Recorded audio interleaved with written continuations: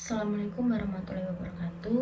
Perkenalkan, nama saya Laura Chantal Fani dengan NIM 295. Di sini saya akan membahas terkait viktimologi dengan judul Ruang Lingkup Viktimologi, yaitu dalam aspek psikologis korban, aspek sosial korban, dan aspek ekonomi korban. Di sini saya mengambil buku dari karangan Dr. Haji Iwan Rasiwan SHMH dengan judul buku Suatu Pengantar Viktimologi yang diterbitkan tahun 2024. Nanti akan saya munculkan covernya di sini. Viktimologi adalah ilmu tentang korban kejahatan yang meneliti topik-topik tentang korban, seperti peranan korban pada terjadinya tindak pidana, hubungan antara pelaku dengan korban, rentangnya posisi korban dan peranan korban dalam sistem peradilan pidana. Menurut JSHTP, ruang lingkup viktimologi meliputi bagaimana seseorang dapat menjadi korban yang ditentukan oleh suatu viktimi yang tidak selalu berhubungan dengan masalah kejahatan, termasuk pola korban kecelakaan dan bencana alam selain dari korban kejahatan dan penyalahgunaan kekuasaan. Secara lebih mendalam, peranan viktimologi dalam perlindungan dan keadilan sangatlah penting karena disiplin ini secara khusus berfokus pada hak-hak dan kebutuhan korban kejahatan. Yang pertama, viktimologi membantu memperkuat sistem perlindungan korban dengan menganalisis faktor-faktor yang menyebabkan viktimisasi dan identifikasi korban yang rentan. Kemudian, melalui pemahaman yang mendalam tentang pola viktimisasi, viktimologi dapat memberikan masukan yang berharga untuk mengembangkan kebijakan dan program perlindungan yang lebih efektif seperti layanan rehabilitasi, bantuan psikologis, dan perlindungan hukum bagi korban. Ruang lingkup viktimologi sendiri mencakup berbagai aspek yang berkaitan dengan korban kejahatan, baik secara individual maupun secara kolektif. Di antara ruang lingkup viktimologi tersebut, antara lain ada aspek psikologis korban, di mana aspek psikologis korban merupakan salah satu bagian paling penting dalam kajian viktimologi. Hal ini karena menyangkut kondisi mental dan emosional seseorang setelah mengalami peristiwa kejahatan. Kejahatan dalam bentuk apapun dapat meninggalkan luka batin yang dalam dan berdampak panjang terhadap kehidupan korban. Gangguan psikologis yang muncul tidak hanya sebatas perasaan takut ataupun sedih, tetapi dapat berkembang menjadi trauma yang berat, kecemasan berlebihan, bahkan gangguan depresi yang dapat mempengaruhi keseharian korban. Dalam konteks ini, viktimologi berupaya memahami bagaimana pengalaman menjadi korban mengubah cara seseorang memandang diri sendiri dan lingkungannya. Trauma yang dialami korban biasanya berakar pada hilangnya rasa aman dan kendali atas diri sendiri. Ketika seseorang menjadi korban kejahatan, seperti kekerasan fisik, pelecehan seksual, ataupun perampokan, ia akan merasa bahwa dirinya tidak dapat lagi diprediksi atau dikendalikan. Rasa takut terhadap ancaman yang serupa membuat korban sulit menjalani kehidupan yang normal. Trauma ini seringkali muncul dalam bentuk gejala psikologis seperti sulit tidur, mimpi buruk, kehilangan minat terhadap aktivitas sehari-hari, atau bahkan hingga menarik diri dari lingkungan sekitarnya. Kondisi tersebut menandakan bahwa luka psikologis yang dialami oleh korban membutuhkan perhatian khusus dari berbagai pihak. Salah satu bentuk gangguan psikologis yang sering dialami oleh korban adalah post-traumatic stress disorder atau yang biasa disebut dengan PTSD. Gangguan ini menyebabkan korban terus-menerus mengingat peristiwa kejahatan secara obsesif, seolah kejadian tersebut belum berakhir pada dirinya. Korban dapat mengalami kilas balik atau flashback, mimpi buruk, dan perasaan tegang yang berkepanjangan. Misalnya seorang korban perampokan, mungkin ia merasa takut berada di tempat yang ramai atau jalan yang sepi. Sementara korban kekerasan seksual dapat mengalami ketakutan yang ekstrim terhadap lawan jenis. PTSD bukan sekedar perasaan takut ataupun cemas biasa, melainkan kondisi medis serius yang memerlukan intervensi psikologis dan terapi secara profesional. Dalam situasi seperti ini, dukungan psikologis yang tepat menjadi faktor kunci dalam pemulihan psikologis korban. Layanan seperti konseling, terapi trauma, dan pendampingan emosional dapat membantu korban memahami perasaannya, mengelola ketakutan, dan memulihkan kepercayaan diri. Proses terapi juga membantu korban mengembangkan mekanisme coping yang sehat agar mereka mampu melanjutkan hidup tanpa terus-menerus dibayangi oleh pengalaman yang pahit. Keluarga dan lingkungan sosial memiliki peran yang vital dalam proses penyembuhan diri terhadap seorang korban kejahatan. Dukungan yang diberikan oleh orang-orang terdekat lewat menciptakan rasa yang aman yang sangat dibutuhkan oleh korban. Ketika korban merasa dipahami dan diterima tanpa dihakimi, proses pemulihan akan berjalan lebih cepat. Sebaliknya, jika keluarga atau masyarakat menunjukkan sikap menyalahkan, menolak, ataupun menyepelekan penderitaan terhadap korban, maka trauma yang dialami bisa menjadi semakin parah. Oleh sebab itu, edukasi kepada masyarakat tentang pentingnya empati terhadap korban menjadi bagian integral dalam penerapan ilmu viktimologi. Selain dukungan sosial, peranan negara juga sangat diperlukan.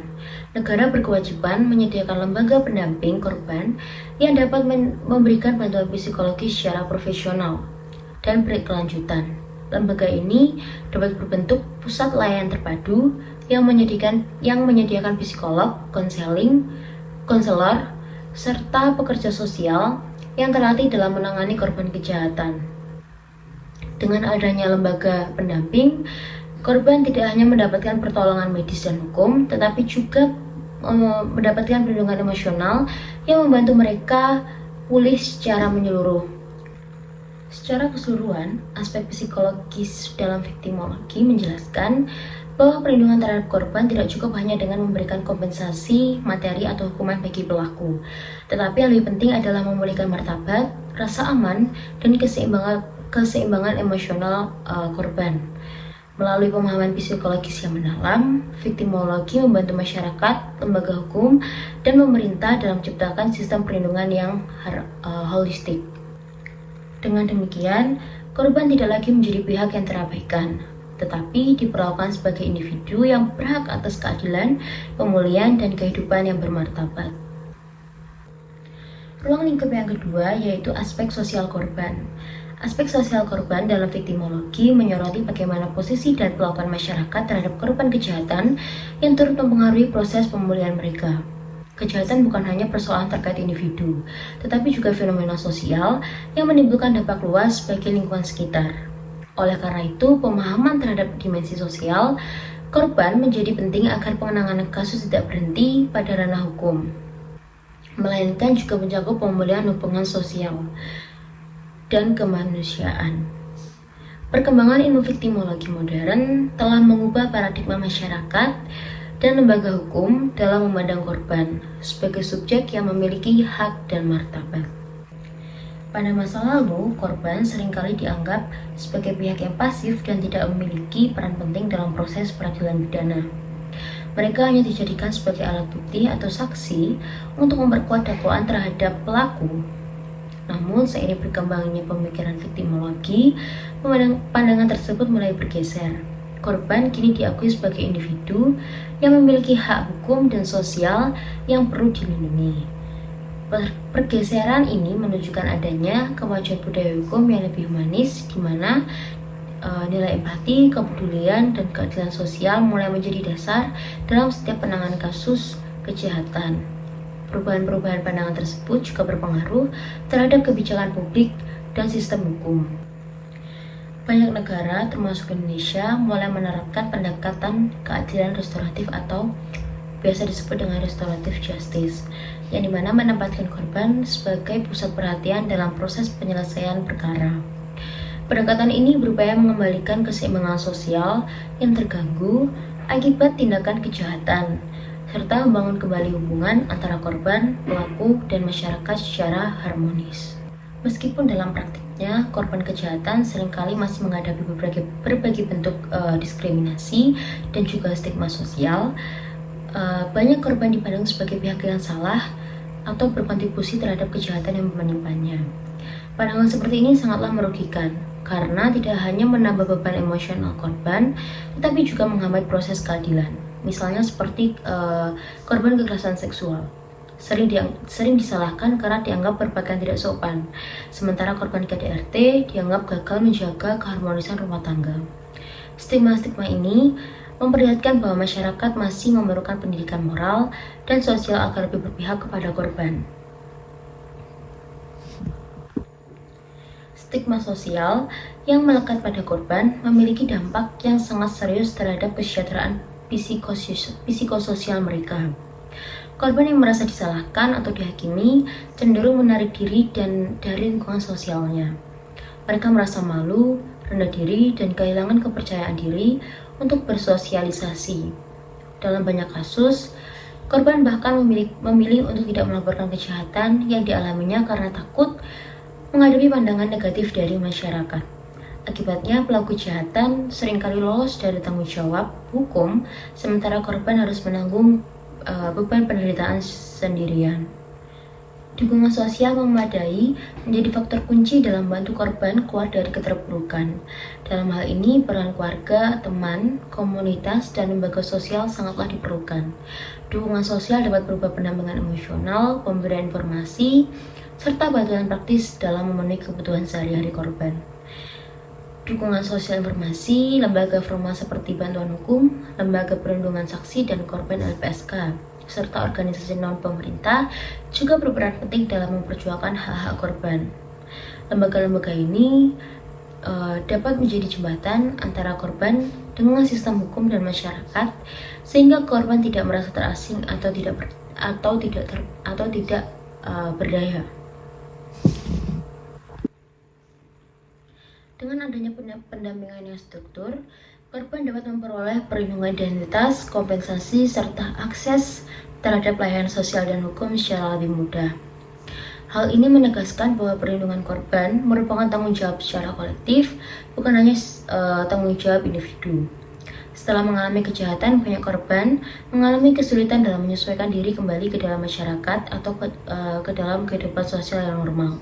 Mereka merasa kehilangan tempat dalam masyarakat dan tidak lagi memiliki peran yang berarti. Oleh karena itu, viktimologi menekankan pentingnya program reintegrasi sosial, yaitu upaya sistematis untuk membantu korban kembali berpartisipasi secara aktif dalam masyarakat. Reintegrasi ini meliputi konseling sosial, pelatihan keterampilan, serta dukungan untuk mendapatkan pekerjaan atau pendidikan, yang dimana diharapkan melalui proses ini korban dapat memulihkan rasa percaya diri dan kemandiriannya.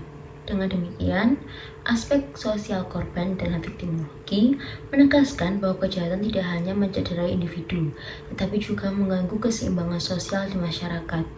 Upaya perlindungan terhadap korban harus mencakupi dimensi sosial yang luas, mulai dari perubahan sikap masyarakat, pemberdayaan sosial korban, hingga pembangunan sistem sosial yang lebih inklusif dan empatik. Hanya dengan cara ini, proses keadilan dapat benar-benar tercapai, bukan sekedar menghukum pelaku, tetapi juga memulihkan martabat dan kehidupan sosial korban sebagai bagian dari masyarakat yang berdaya dan bermartabat. Ruang lingkup yang ketiga yaitu terkait aspek ekonomi korban. Aspek ekonomi korban merupakan salah satu dimensi penting dalam kajian viktimologi karena menyangkut konsekuensi finansial dan kesejahteraan hidup korban setelah mengalami tindak kejahatan. Dampak ekonomi ini seringkali bersifat langsung maupun tidak langsung dan dapat dirasakan dalam jangka waktu yang panjang. Kejahatan seperti pencurian, penipuan, perampokan, penggelapan, ataupun perusakan properti dapat menyebabkan korban kehilangan aset berharga, sumber pendapatan, bahkan kemampuan untuk memenuhi kebutuhan dasar. Dengan demikian, viktimologi memandang kejahatan bukan hanya sebagai peristiwa moral ataupun hukum, tetapi juga sebagai fenomena yang dapat mengguncang stabilitas ekonomi individu dan masyarakat.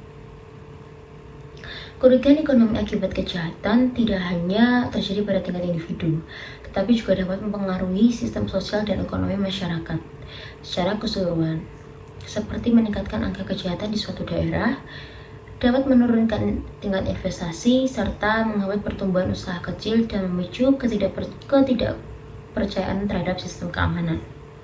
Hal ini menunjukkan bahwa setiap tindakan kriminal memiliki efek domino ekonomi yang lebih luas. Ketika masyarakat merasa tidak aman, mereka cenderung membatasi aktivitas ekonomi dan sosialnya, sehingga produktivitas dan kesejahteraan bersama ikut turun. Bagi korban, secara pribadi kehilangan finansial seringkali menimbulkan beban yang berat. Korban penipuan misalnya bisa kehilangan seluruh tabungan yang dikumpulkan secara bertahun-tahun.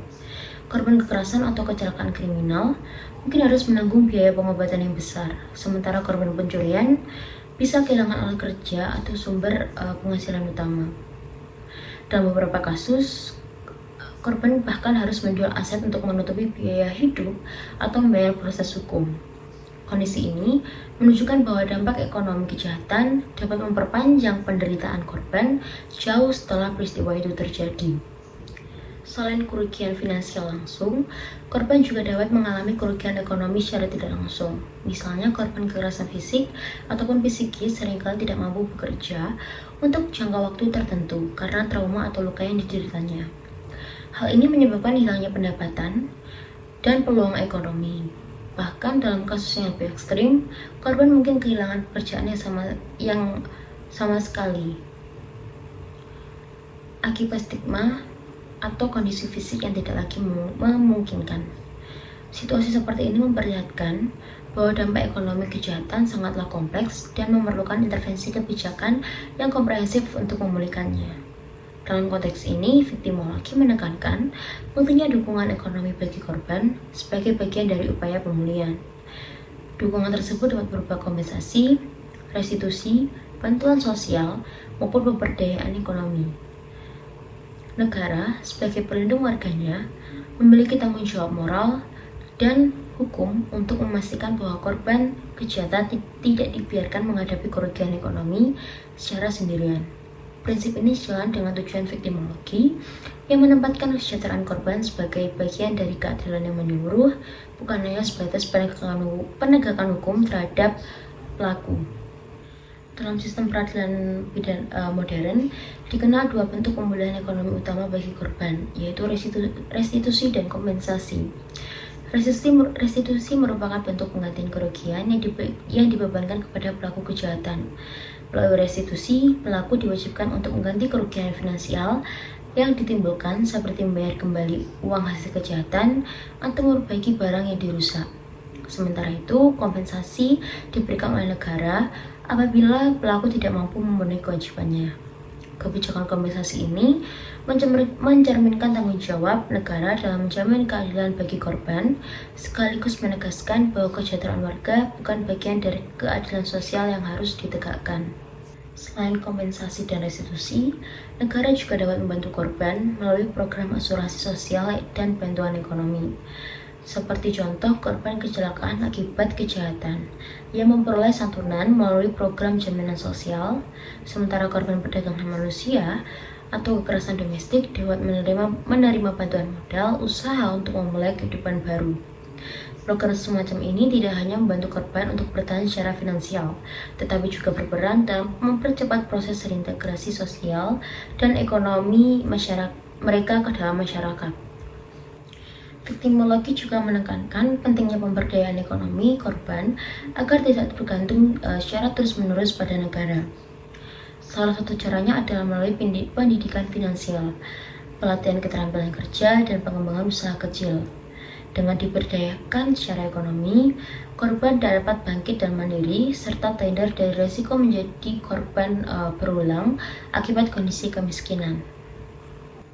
Dengan demikian, aspek ekonomi dalam viktimologi tidak hanya berfokus pada kerugian materi yang dialami korban, tetapi juga mencakup upaya sistematis untuk memulihkan kesejahteraan ekonomi dan memberdayakan mereka agar mampu kembali berkontribusi di masyarakat.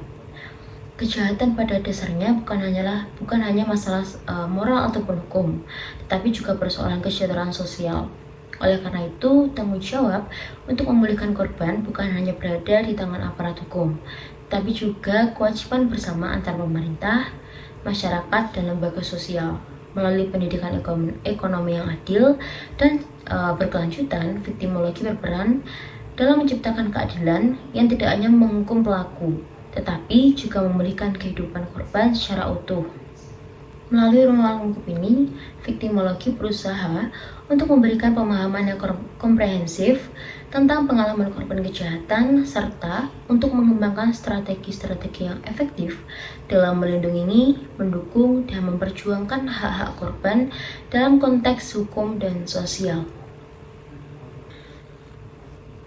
Sekian penjelasan saya terkait ruanganku viktimologi. Sekian, terima kasih. Wassalamualaikum warahmatullahi wabarakatuh.